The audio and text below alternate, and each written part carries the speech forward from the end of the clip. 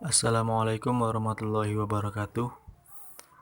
Baiklah, kami dari kelompok 6 ingin menjelaskan ataupun mempresentasikan hasil diskusi kami yang berjudul Ulama-ulama penyebar agama Islam dan karyanya di kawasan Melayu.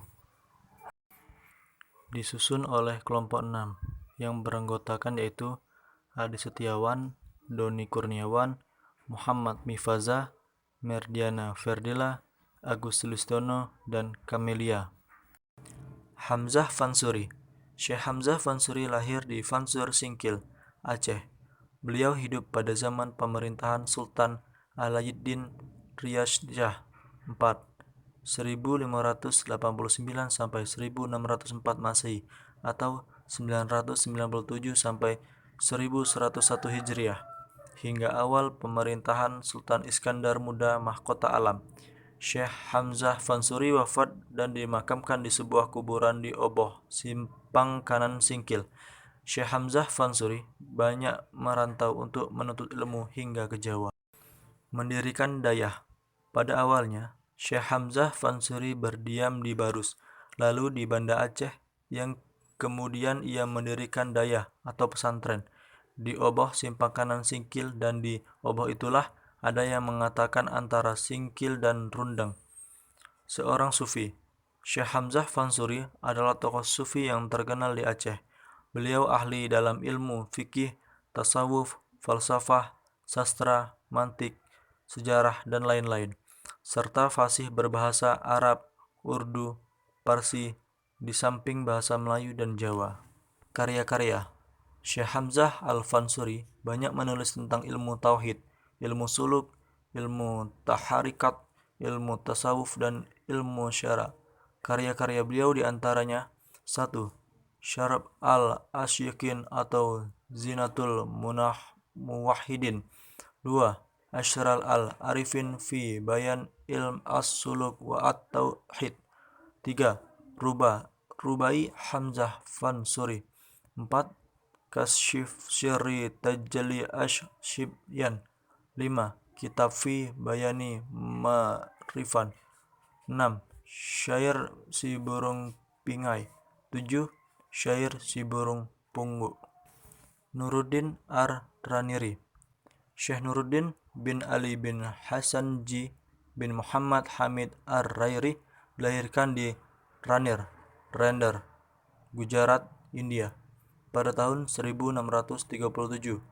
Syekh Nuruddin pergi ke Aceh dan tinggal di sana selama 7 tahun. Berkat keluasan pengetahuannya, Sultan Iskandar Tani 1636 sampai 1641 mempercayainya untuk mengisi jabatan yang ditinggalkan oleh Syamsuddin. Syekh Nuruddin menjabat sebagai Qadi Malik, Al-Adil, Mufti Besar, dan Syekh di Masjid Bait Al-Rahman. Beliau adalah penerus ajaran Wujudiyah Hamzah Fansuri, yang pada akhirnya ajaran-ajaran beliau ditentang keras oleh Syekh Nuruddin Al-Raniri yang hidup pada masa rezim Raja Iskandar Tasani 1636 sampai 1641 Masehi. Karya-karya. Selama tinggal di Semenanjung, Syekh Nuruddin menulis beberapa buah kitab. Ia juga membaca Hikayat Seri Rama dan Hikayat Indra Putra yang kemudian dikritiknya dengan tajam, serta Hikayat Iskandar Zulkarnain. Selain itu, secara keseluruhan, Syekh Nuruddin Ar-Rainiri menulis sekitar 30 naskah, di antaranya adalah Kitab Al-Syirat Al-Mustaqim 1634, Kitab Durat Al-Faraid bi Syar Al-Aqaid An-Nasyafiyah 1635, Kitab Hidayah Al-Habib fi Al-Takrib wal Tarhib 1635, Kitab Bushtanus Al-Shalhim fi Zikr Al-Awwalin wal Akhirin 1638, Kitab Nubzah fi Dawa Al-Zir Ma'a Syahibihi, Kitab Lathaif Al-Asrar, Kitab Al-Ral An-Insan fi Marifat Al-Ruh wa Al-Rahman. Syamsuddin Al-Sumatrani. Syamsuddin al-Sumatrani adalah salah satu sufi Nusantara yang sering juga disebut Syamsuddin Pasai. Nama lengkapnya adalah Al-Syekh Syamsuddin Ibn Abdullah al-Sumatrani. Ia berasal dari Sumatera, yang pada saat itu dikenal dengan nama Samudra Pasai. Pokok-pokok ajaran. Tauhid adalah ajaran pokok Syekh Syamsuddin, yaitu tentang wujud Tuhan yang satu. Beliau merupakan penganut paham wahdat al-wujud. Beliau mengatakan bahwa tidak ada sesuatu pun dalam wujud kecuali Tuhan. Pandangan tidak ada wujud selain Tuhan dalam pengajaran Syekh Syamsuddin ini disebut dengan ajaran tauhid murni atau tauhid hakiki, al-tauhid al-khalis. Karya-karya Syamsuddin Sumatrani adalah sebagai berikut. 1. Jauhar al-Haqqaiq, 30 halaman, berbahasa Arab.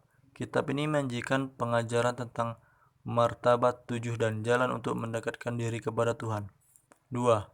Mir'at al-Mu'minin, 70 halaman, berbahasa Melayu. Karyanya ini menjelaskan ajaran tentang keimanan kepada Allah, pada Rasulnya, kitab-kitabnya, para malaikatnya, hari akhirat, dan kadarnya. 3. Tarik al-Salikin, 18 halaman, berbahasa Melayu. Karya ini mengandungi penjelasan tentang sejumlah istilah seperti wujud, adam, hak, batil, wajib, mungkin, mumtani. 4.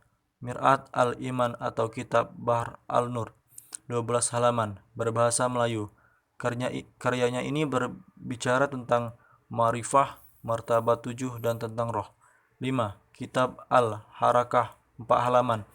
Ada yang berbahasa Arab dan ada pula yang berbahasa Melayu. Karya ini berbicara tentang ma'rifah atau martabat 7. Itulah penjelasan dari kelompok kami. Sekian dan terima kasih. Wassalamualaikum warahmatullahi wabarakatuh.